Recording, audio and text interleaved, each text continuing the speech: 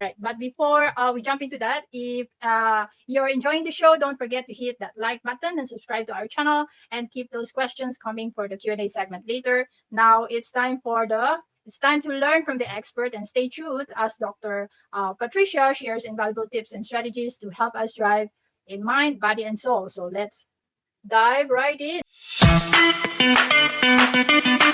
All right. Now, can you explain how integrative healing combines Eastern and Western approaches to support mental wellness? Absolutely. So, and for the sake of also a disclaimer, this is only for medical education. It's not a medical advice.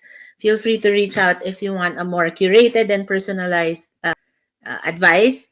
Yep. But so for mental wellness, when you really look at the connection of the mind and the body, the philosophy behind it simply is that the mind is the master and the cells and the physical body is almost like the aftermath.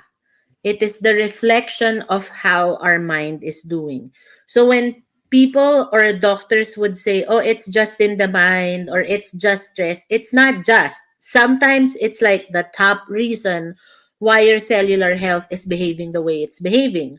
So if we could just open our hearts into that concept and really knowing the importance of mind with our physical health, then you'll be more thoughtful into how to approach your wellness. There's so many ways to approach it too, like from a body standpoint, like what are you eating, what are you consuming, not just from a nutritional standpoint, but like I have a lot of anxious patients. No wonder they're anxious. They're consuming like horror movies, action movies, and the mind cannot separate what's real and unreal.